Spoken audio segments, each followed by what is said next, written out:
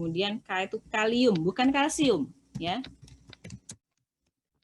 Bedanya dari dalam hal fungsinya nanti, ya. Kalau kalsium makromineral juga bukan. Nih, kalau kalsium tulisannya gini ya, Ca ya. Makromineral juga bukan? Ya, Bu. Ya, makromineral. Kenapa? Karena ini paling banyak ada di mana?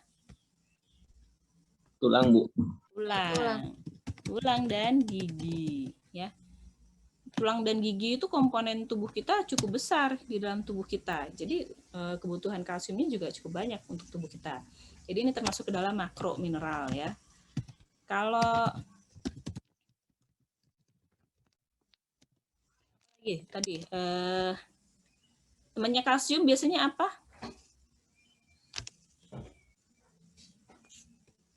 Apa?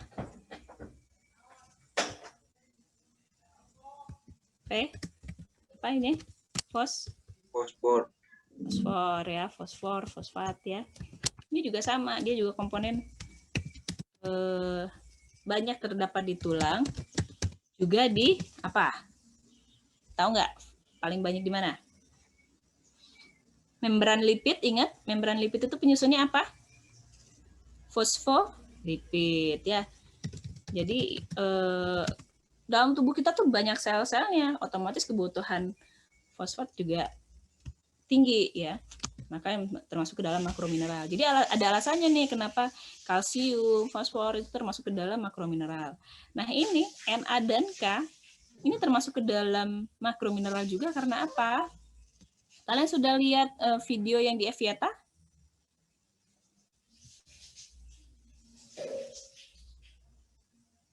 Lihat nggak video di Eviata terkait itu? Apa namanya? Ntar saya stop share dulu ya, saya cek dulu. Ada kok harusnya di Eviata ya. Ada yang udah lihat video terkait peran mineral dalam hal ini Na dan K? Yang paling banyak ada di dalam sel dan di luar sel itu loh. Tadi dijelasin nggak sama Pak Dimas?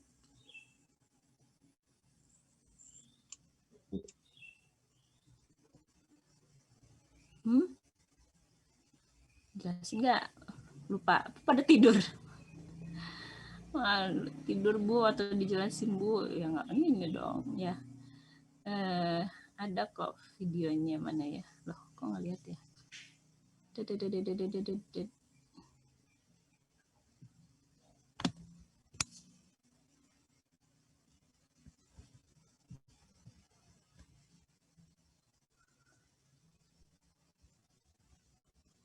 Oh, di praktikum. Di kuliah ya, sorry. Saya bukain bagian praktikum. Bagian kuliah ya, kuliah mineral. Kuliah mineral. Kalian buka Eviata nggak kalau Mas dari kuliah? Buka Ibu. Nah, Ibu. itu kan ada ya video peran Na dan K dalam transport aktif, ya. Jadi ini dah saya mungkin kalau cuma nonton videonya nggak jelas gitu ya.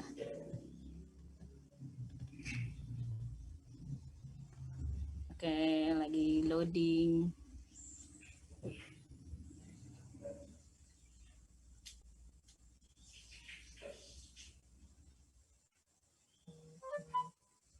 Saya belum menyimpan filenya di laptop saya, jadi mengandalkan sinyal ini. Oke, ya, ini membuktikan sinyal saya juga tidak terlalu bagus ya. Lola, loading lama. Ya, 1 jam kemudian. Tadi soal praktikum ada yang susah nggak?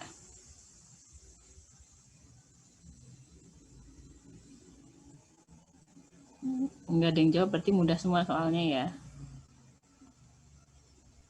Klik. Aduh. Yang bagian mana? Yang reaksi. Yang reaksi. Oke. Ya, ntar ya. Jadi ini saya mau menjelaskan sedikit, bukan jelaskan sih, lebih tepatnya mau menunjukkan kenapa si Na dan K itu merupakan makromineral yang dibutuhkan oleh tubuh, ya. Nah, ini nih. Jadi kalau dilihat ini membran sel nih, yang ini, yang kelihatan nggak layar yang saya tampilkan? Kelihatan, Bu. Terlihat, Ibu. Oke, jadi ini yang biru-biru ini namanya lipid bilayer. Ini adalah penyusun membran sel. Nah, di sini ada fosfatnya nih, fosfolipid ya, penyusun lipid bilayernya. Makanya fosfat tadi merupakan salah satu makromineral dibutuhkan banyak oleh dalam tubuh. Nah, Na dan K itu juga dibutuhkan banyak di dalam tubuh untuk apa? Untuk menjaga potensial membran. Apa sih potensial membran itu? Jadi kalau pembatas atau pagarnya sel itu kan membran ya. Kalau sel pada hewan maksudnya. Kalau sel pada tumbuhan pembatasnya apa? Pagarnya itu. Apa namanya? Dinding dari Dinding sel. Dinding sel ya. Nah, kalau dinding sel itu kan sifatnya kaku ya, rigid, ya kaku sifatnya. Tapi kalau membran sel ya, pagarnya sel hewan dan manusia itu, membran sel itu sifatnya lebih fleksibel ya. Dia bisa apa istilahnya? Dia nggak kaku. Dia bisa menyesuaikan ininya. Nah, ketika dia bisa bergerak fleksibel ya, itu tetap harus dijaga supaya selnya itu tetap membran selnya itu tetap utuh, walaupun dia fleksibel tapi dia tetap utuh, tetap intak ya. Nah, kondisi itu dijaga oleh ion-ion ini, Na dan K ini. Jadi Na plus dan K plus ini adalah ion-ion yang ada di Na itu banyaknya di luar sel, K itu banyaknya di dalam sel. Gitu. Nah, ini dia bisa keluar masuk nanti. Ada salurannya untuk keluar masuk membran apa namanya? Keluar masuknya Na dan K itu ya, namanya sodium potasium pump ya. Pompa, ada saluran. Jadi ada kondisi-kondisi tertentu harus ada yang keluar, ada yang masuk gitu. Kalau dari posisi yang banyak ke posisi yang sedikit itu lebih gampang dia untuk keluar masuknya. Tapi kalau posisi yang sedikit, nih misalnya K plus ini mau masuk ke dalam, nah itu susah. Itu yang disebut dengan itu butuh energi. Makanya transportnya dari yang konsentrasinya dikit ke yang konsentrasinya banyak itu disebut dengan transport aktif. Kenapa aktif? Karena butuh ini ATP ya, butuh energi untuk proses tersebut gitu. Nah, kalau ini misalnya dia mau memindahkan Na dari dalam keluar kan, Na-nya banyak di luar, jadi ketika harus dari dalam harus keluar dia butuh energi. Nah, seperti ini juga K plus dari luar mau masuk ke dalam itu butuh energi supaya bisa masuk gitu. Itu disebut dengan transport aktif. Nah, kenapa mereka harus keluar masuk? Itu tadi pertama untuk menjaga potensial membran.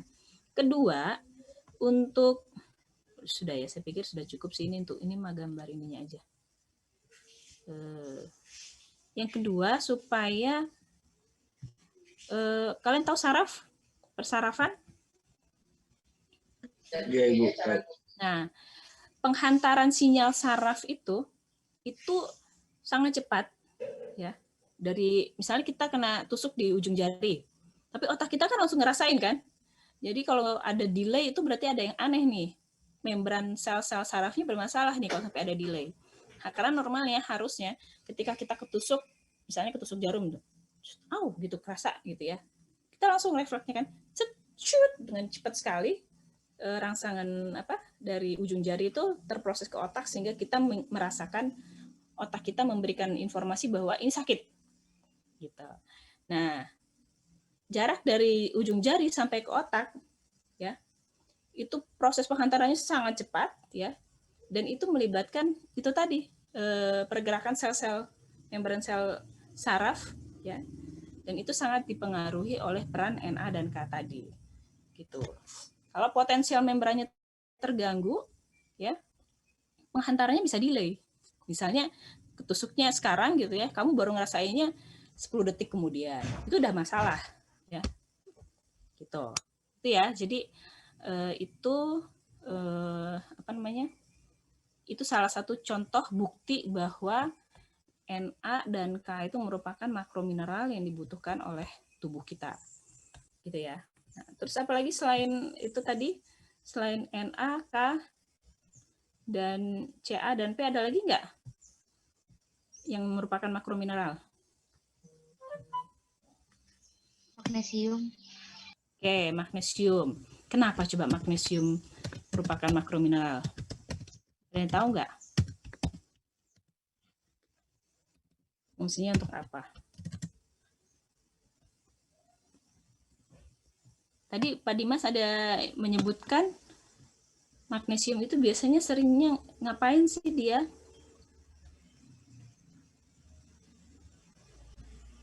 Mengatur tekanan darah. Selain itu, kayaknya di materinya ada tuh bunyinya tuh. Magnesium itu dia berikatan dengan apa? Saraf, transmisi saraf.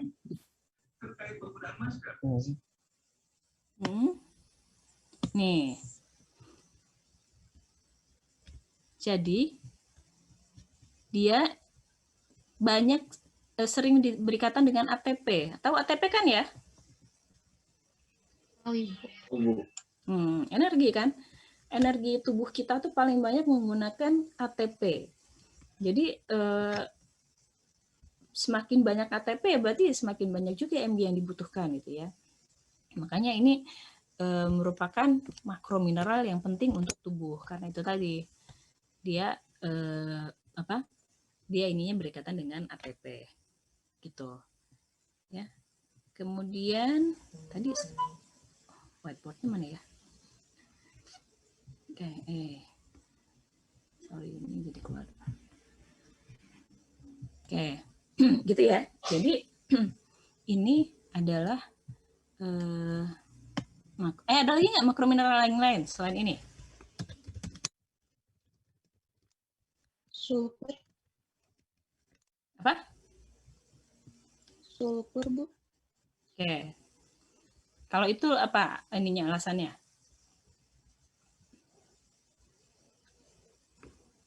Tahu nggak? Ada nggak? Tadi di PPT-nya dijelaskan nggak? Oh nggak ya. Oke, nggak sampai ke sulfur ya. Ya udah nggak apa-apa. Tapi pada prinsipnya kenapa dia disebut termasuk ke dalam kelompok makromineral ya? Karena banyak reaksi-reaksi kimiawi kita yang membutuhkan itu. Gitu ya. Nah, satu lagi klorida tuh, klorida ya, Cl. Kaitannya ke persarafan kalau Cl itu nanti. Oke. Nah, praktikum kita hari ini itu adalah menguji apakah sampel yang kita uji itu mengandung mineral-mineral tersebut ya. Apa aja mineral yang kita uji pada praktikum?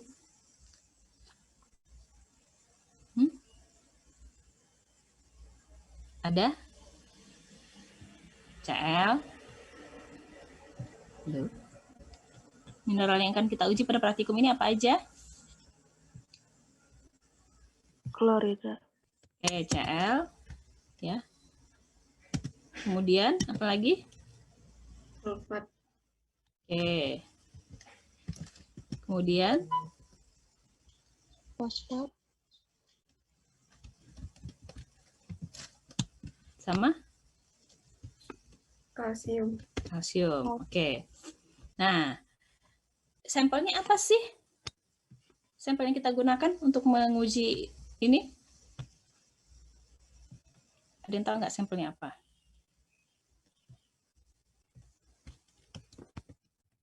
Abu tulang. ya, abu tulang ya. Abu tulangnya ini dapat dari mana sih? Tahu nggak cara mendapatkannya gimana? Jadi, saya cerita aja nih ya. Kalau di lab, biasanya kalian tinggal menerima filtrat abu tulang. Jadi, filtrat yang didapatkan dari abu tulang. Nah, prosesnya gimana? Itu di prosedur penelitiannya, praktikumnya bisa kalian baca ya. Intinya gini, kalau kalian punya sampel yang ingin diuji kandungan mineralnya, yang pertama harus dilakukan adalah proses untuk menghilangkan ya, senyawa-senyawa pengotor. Senyawa-senyawa pengotor itu apa sih? Mineral itu apa? Termasuk organik apa anorganik?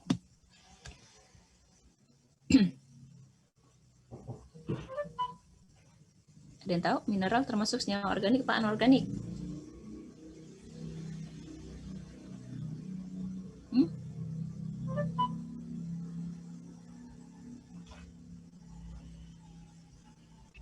Anorganik. Ya, anorganik ya. Berbeda dengan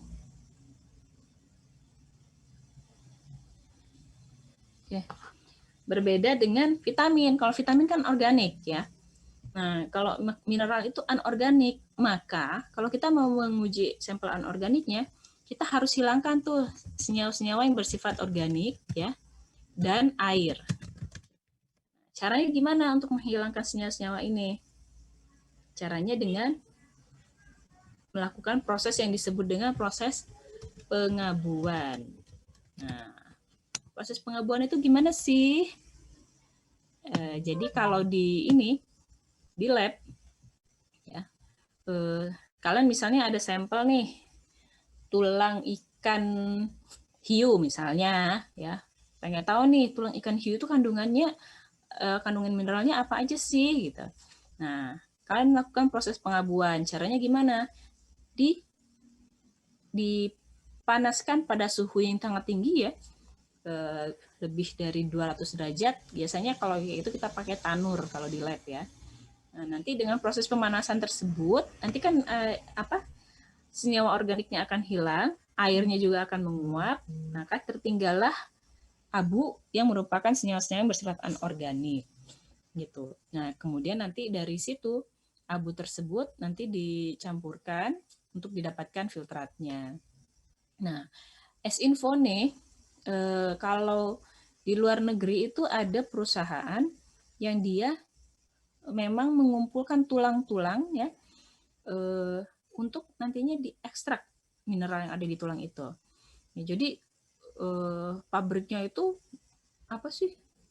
Ada istilahnya ada ruangan-ruangan khusus untuk menimbun tulang ikan, tulang ayam, tulang sapi, bahkan tulang babi ya. Jadi biasanya kan kalau di outlet itu yang jual makanan, resto-resto itu kan sampah mereka, limbah mereka kan tulang ya. Padahal ternyata tulang tersebut kalau dikumpulkan banyak juga jadinya dan itu bisa diekstrak, bisa diambil mineralnya. Terus kalau udah dapat diapain itu mineralnya? Mereka bisa jual itu ke pabrik farmasi misalnya. Jadi kan beberapa pabrik kimiawi misalnya butuh kalsium, bisa ambil dari mereka bahannya. Butuh sulfat, fosfat, atau klorida, atau apa gitu, natrium, itu bisa diambil di situ. Kalian tahu obat namanya ada Na-diklofenat misalnya, natrium diklofenat. Nah, itu kan butuh unsur natrium di dalam obat tersebut, maka bisa ambil dari situ. Dari pemasok bahan kimia mineral-mineral tersebut. Kemudian ada obat untuk tulang ya, misalnya kalsivar, biokalsi, kalk gitu segala macam. Nah, itu juga butuh bahan bakunya kalsium. Nah, itu bisa dijual kayak gitu. Jadi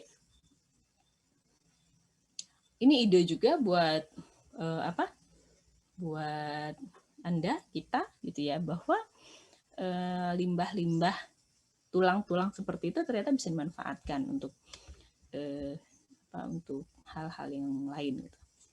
Gitu ya. Oke, nah jadi ada proses yang disebut dengan pengabuan. Nah,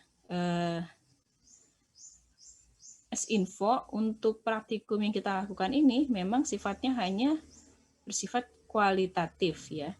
Kenapa bersifat kualitatif? Ada yang tahu? Kenapa bersifat kualitatif? Kualitatif atau kuantitatif?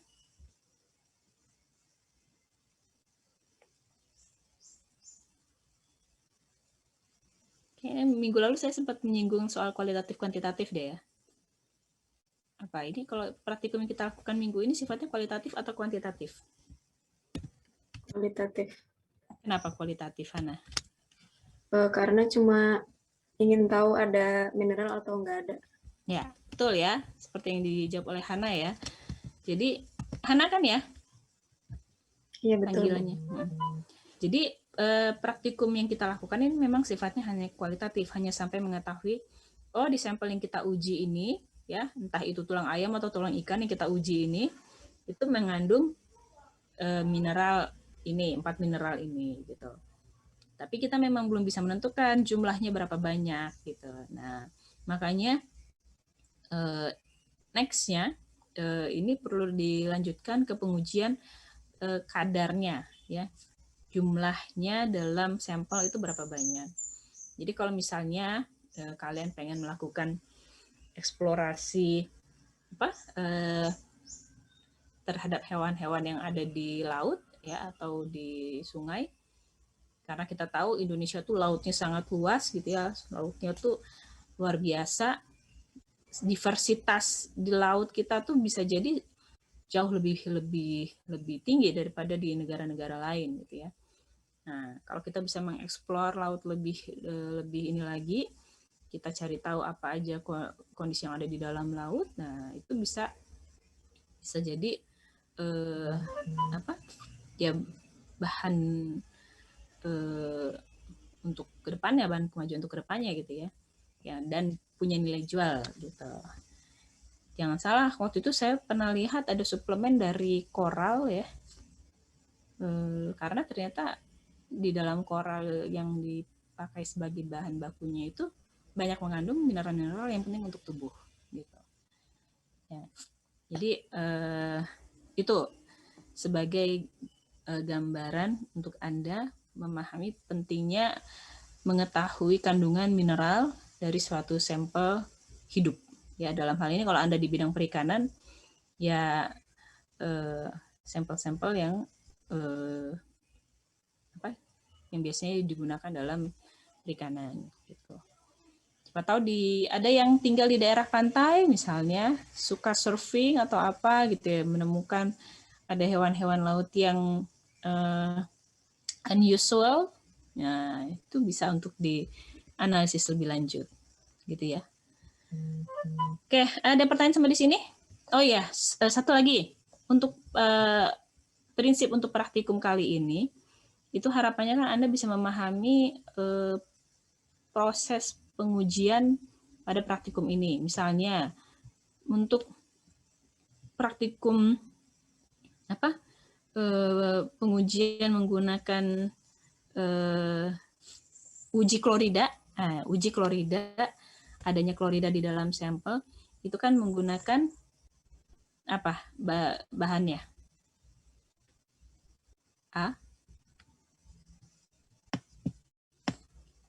Apa bahannya untuk uji klorida?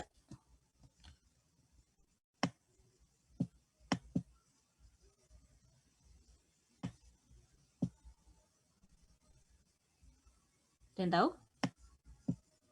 Sepi benar. HNO3. Apa? HNO3. HNO3 untuk klorida. H apa A? Apa AG? H, Bu. Sama AG juga. AgNO3.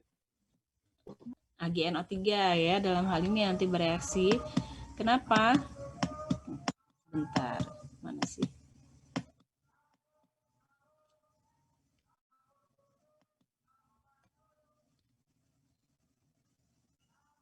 Oke.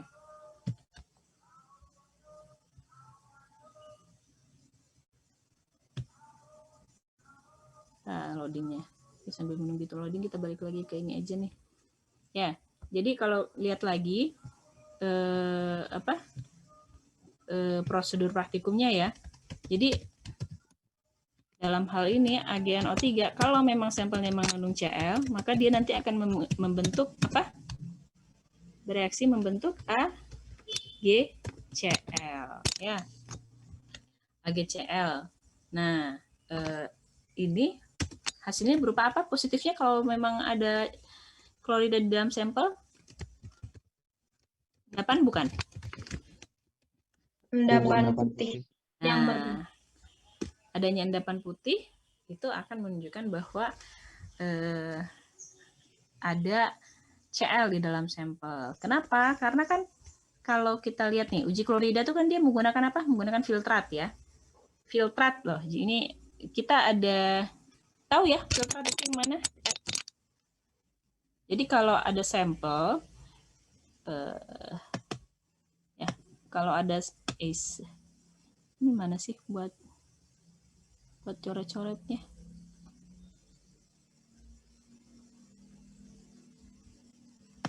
Jadi kalau ada sampel ya. Unfamiliar pakai ginian. Ya intinya kalau ada sampel di apa? Itu kan kita ini ya. Nah, ini kan filtrat abu tulangnya kita reaksikan dulu dengan NH4OH, kemudian nanti akan disentrifus gitu ya. Nah, nanti akan terbentuk endapan dan ada filtrat. Endapan itu yang di bawah, filtrat itu cairan yang di atasnya. Nah, filtratnya kita uji untuk menentukan ada klorida atau enggak, ada sulfat atau enggak. Artinya klorida dan sulfat itu harusnya dia ada di dalam fase cairnya gitu kan kalau di filtrat. Nah, kalau dia dengan direaksikan dengan AgNO3 ya, bisa membentuk endapan, berarti Ag-nya ini bisa mengikat si klorida. Artinya ada klorida di dalam cairan filtrat tersebut, sehingga nanti akan terbentuk endapan di bawahnya. Gitu juga dengan sulfat gitu ya. Di ACl2 kalau ada sulfat di dalamnya maka akan menjadi BaSO4 gitu. Nah, prinsip pengujian ini yang saya harap Anda pahami juga gitu ya. Nanti kan ada diskusi dengan Asprak ya. Jadi untuk reaksinya seperti ini gitu. Kalau yang Cl, kalau nanti yang SO4 reaksinya seperti apa? Dituliskan ininya reaksi kimiawinya. Gitu ya. Karena itu tadi muncul kan di soal kuis ya. Muncul Ibu. Biasanya nanti di ujian praktikum juga muncul gitu. Jadi harus tahu prinsip reaksinya. Oke, ada pertanyaan sampai di sini?